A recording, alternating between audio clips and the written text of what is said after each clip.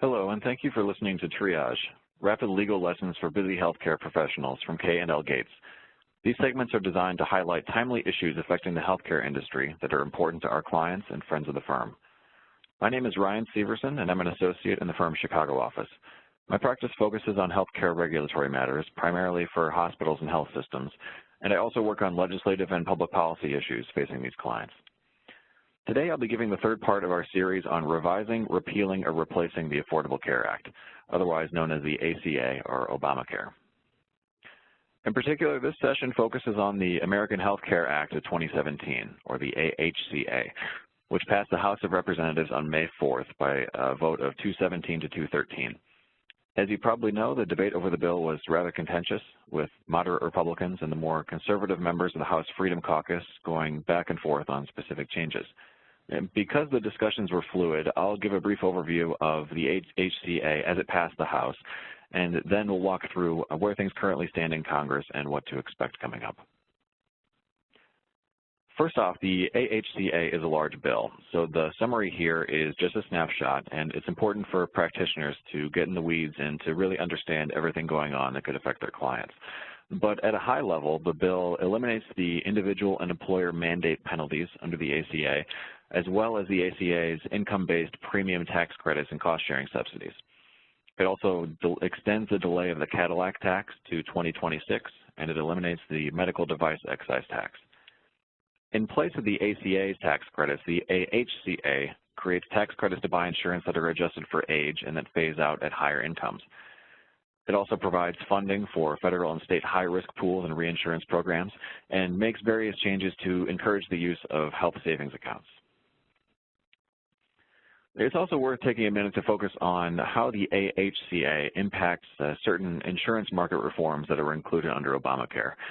For pre-existing conditions, for example, the law would impose a new 30% penalty on individuals who do not maintain continuous coverage. And the AHCA does keep the concept of essential health benefits that was included under Obamacare, but states are allowed to seek a waiver to establish their own requirements under the House-passed bill. Further, states may also apply for a waiver to allow insurance underwriting based on health status.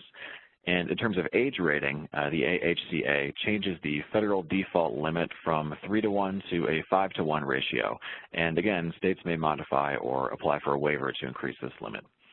With that said, the bill does maintain certain other key requirements under Obamacare, like the requirement to offer dependent coverage to age 26 and the requirement to offer preventive benefits without cost sharing. In terms of Medicaid, the AHCA ends the option under Obamacare for states to expand their Medicaid coverage at the end of 2017, and it changes Medicaid to a per capita funding system beginning in 2020. States would be able to establish work eligibility requirements under the bill, and certain direct spending to abortion providers would be blocked. In terms of Medicare, the changes are not too significant. The bill does delay the Medicare payroll tax and repeal the ACA's tax on investment earnings for high-income individuals. But notably, the AHCA keeps intact the Medicare Shared Savings Program, the Centers for Medicare and Medicaid Innovation, the Independent Payment Advisory Board, and it also doesn't touch the payment reforms under MACRA. And now that the House has passed the AHCA, it's in the Senate's court, but they're not necessarily tracking to the language of the House bill. Instead, they've made it clear that they're negotiating something that they'll need to get the votes they need to pass in their chamber. And in this regard, some of the key members to watch moving forward include Senator Mike Lee from Utah, Senator Rand Paul from Kentucky, and Senator Susan Collins from Maine, all Republicans, as well as some of the Senate Democrats that are up for re-election, particularly some of the moderate members. And the Senate leadership initially established working groups to hash out the legislation, but since then it's become a much less formal process, and other members have been invited to participate as well.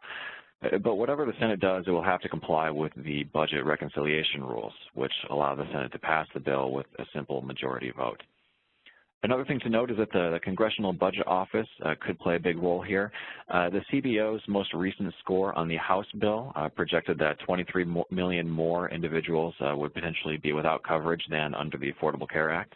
And these scores can be very influential, but it's noteworthy that some lawmakers question some of the CBO's underlying assumptions, and that these assumptions can have a big impact on the score for a particular bill. But currently, there are a few major issues under discussion in the Senate. One is the structure of the tax credits. For example, some people think that the tax credits under the ACA are too similar to the ACA tax credits or the Obamacare tax credits. There's also some concern as to whether they would allow people to purchase insurance covering abortions. In addition, Medicaid changes could be a major sticking point. For example, there are discussions underway as to how to control the rate of growth of the program and how to give states flexibility to implement innovative payment models. In terms of timing, leadership is eager to move the bill quickly, but there's still a lot of unknowns. The White House, for example, has shown some flexibility in terms of substance, which makes their specific positions hard to nail down. And another thing that is in doubt right now is the future of the cost-sharing subsidies.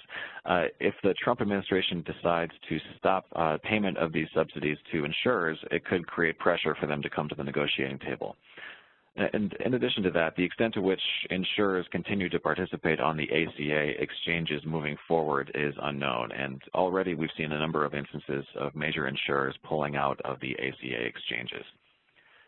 But regardless of how these factors play out, once the final vote is taken in the Senate, the margins are likely to remain very, very close.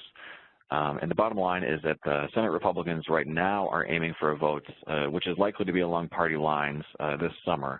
But given the state of the legislative calendar and the possibility of other events intervening, this could spill into later this year. So it's very important to stay tuned as this develops. Thank you for listening today to the third segment of our series on revising, repealing, or replacing the ACA. We hope you found this helpful. If you would like more information about our healthcare practice, I encourage you to go to the Healthcare and Pharmaceuticals page of the K&L Gates Hub, an innovative online resource designed to provide updates on legal issues by industry. Likewise, visit www.klgates.com to learn more about our global healthcare practice or connect with one of our healthcare lawyers. Thanks again for listening, and be on the lookout for the next installment of Triage, Rapid Legal Lessons for Busy Healthcare Professionals.